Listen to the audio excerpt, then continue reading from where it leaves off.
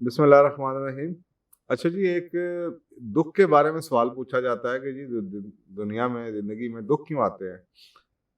तो मैंने इसमें पहले भी काफ़ी दफ़ा प्रोग्राम्स किए हैं, आपको बताया भी है कि एक जो चीज़ कुरान पाक में फ़इज़ा मअल उसरि युस्रा, हर तकलीफ़ के बाद आसानी है, उसमें एक बहुत बड़ा फ़लसफ़ा बयान कर दिया गया है कि ये जो हमारी खुशियाँ हमें मिलती हैं ज़िंदगी में, हमें बरकतें मिलती हैं, रहमतें आती हैं, हमें कामयाबियाँ मिलती हैं, ये इंसान को कमज़ोर बना देती है। लेकिन अगर आप कुछ कर रहे हैं और आपको इनाम मिलते चले जा रहे हैं, आपका बिज़नेस चलता चला जा रहा है, तो आप अल्टीमेटली ये सोचना शुरू कर देते हैं कि जो मैं कर रहा हूँ, ठीक ही कर रहा हूँ। अभी आप ज देखें, ये जैसे कोरोना हुआ है, तो कोरोना की वजह से लॉकडाउन्स हुए हैं। कई लोग ऐसे हैं जिनके बिज़नेसेस बहुत अच्छे चले, कई लोग ऐसे हैं जिनको बड़े नुकसानात हुए, और जिनके नुकसानात हुए, उनके लिए मौका है कि वो आप बैठ के ये सोचें कि क्या किया जाए, और उन्होंने लोगों ने सोचा। क्योंकि इंसान उस वक़्त जब तक चलता रहता है, जब वो रुकता है, जब उसको ठोकर लगती है, जब उसको कोई तकलीफ़ आती है, आज़माइश आती है, कोई दुःख आता है, तो फिर वो सोचता है कि उसकी ज़िंदगी में किस चीज़ की तब्दीली की ज़रूरत थी। तो बुनियादी तौर पे ये बात हुई कि ये अल्लाह ताला का एक निज़ाम है, इंसान को सिखाने के लिए। और अक्सर औक़ात हमारी अपनी दुआएँ होती हैं जो कि चल रही होती हैं, वो कबूल हो रही होती हैं। आप दुआ माँग रहे हैं, अल्लाह ताला मेरा बिज़नेस चला दे, बिज़नेस अच्छा कर दे, और आपको वो बात समझ नहीं आ रही, और आप अपने कंफर्ट ज़ोन में बैठे हुए हैं, और आप वही किए जा रहे हैं जो आप कर रहे हैं, जबकि आपकी एक तरफ दुआ चल रही है कि अल्लाह ताला मेरे लिए बेहतरी कर दे। तो अल्लाह ताला वो आपके लिए बेहतरी का ही तरीका ये है कि आपको ठोकर लगेगी, आपका बिज़नेस ख़राब होगा, कोई नुकसान होगा, और आपको वह सोचने का आपको मौका मिलेगा। तो दुःख पनिशमेंट नहीं है, यानी कि ये सोचें कि अल्लाह ताला की बड़ी ब्लेसिंग है। इस पे बड़ी अहादीस हैं कि ये अल्लाह की एक ब्लेसिंग्स हैं, और अल्लाह ताला अपने ख़ास बंदों को ज़्यादा से ज़्यादा ट्रायल्स में डालता है, और वो हमारी ही दुआओं के नतीजे में हमें ट्रायल्स पे डालता है। अगर आपने इम्तिहान नहीं देना, तो आप उसी क्लास में बैठे रहें, लेकिन अगर आपने अगली क्लास में जाना है, तो आपको इम्तिहान दे के पास करना पड़ेगा। और यही समझ लीजिए कि ये जो आज़माइशें आती हैं, ये ट्रायल्स आते हैं, जो दुःख आते हैं ज़िंदगी में, ये हमें कुछ ना कुछ समझाने के लिए आते हैं, और हमें इनको इसी तरीके से पॉज़िटिव तरीके से लेना चाहिए।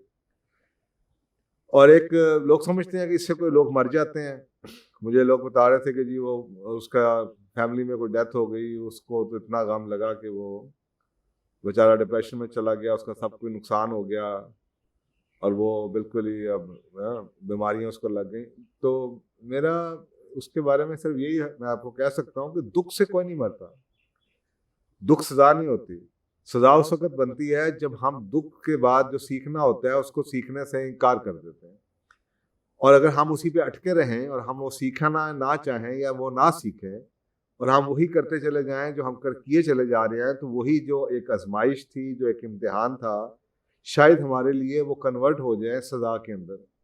तो दुःख आता इसलिए नहीं है कि वो आपकी सज़ा है। दुःख दुःख के अंदर भी आपको एक मौका मिलता है कि आप अपने आप को बदल सकें, और अगर आप अपने आप को ना बदलें, उस पे अटके रहें, या डटे रहें, और ढटाई के साथ, और जो अल्लाह ताला आपको सिखाना चाह रहे हैं वो आप ना सीखें, तो फिर वो रिपीट होता चला जाता है। तो दुःख के बारे में सिंपली ये कहता है कि अल्लाह ताला का एक तरीका है जो कि आपको सिखाने के लिए है।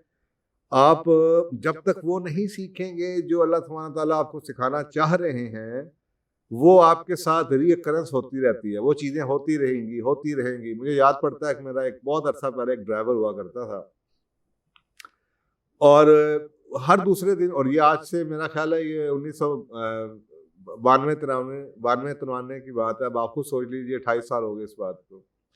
तो उस वक़्त लाहौर में इतना ट्रैफ़िक भी नहीं था। तो हर दूसरे दिन वो कोई ना कोई गाड़ी के ऊपर उसने कोई नुकसान किया होता था। अब क्या हुआ जी? वो जी रिक्शा वाला लग गया। अब क्या होता है जी? अब ये लग गया। अब क्या हुआ जी? अब उसने मार दिया। तो मैं कहा यार, सारा लाहौर तुम्हें क्यों मारता है? तो मैं उसे बार-बार समझाने की कोशिश करता था, उसको समझ नहीं आती थी। एक दिन उसका बहुत बड़ा एक्सीडेंट हुआ।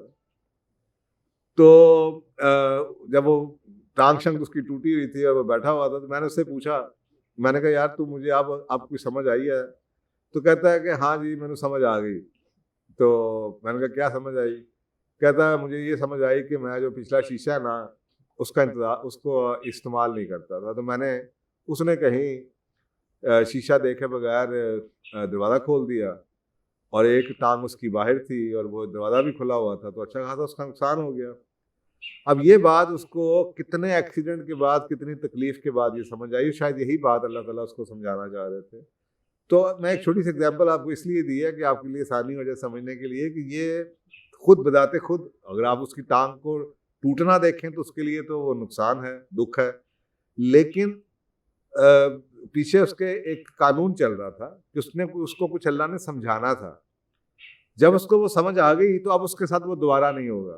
तो अक्सर औक़ात हम अटके रहते हैं, हम सीखना नहीं चाहते हैं और हम उसको जो एक आजमाइश होती है उसको अपने लिए खुद वबाले जान या खुद उसको सजा में कन्वर्ट कर देते हैं। तो मेरा ख्याल है कि रोने से, लड़ने से या तकलीफ में जाने से, रोने पीटने से ये आजमाइशें ख़त्म नहीं होती, बल्कि वो कर लेने से ख़त्म हो जाएंगी खुद ही, जब वो आप सीख लेंगे जो कि अल्लाह सुब्हानहू व तआला आपको सिखाना चाह रहा है। जज़ाकल्लाह जी, थैंक यू।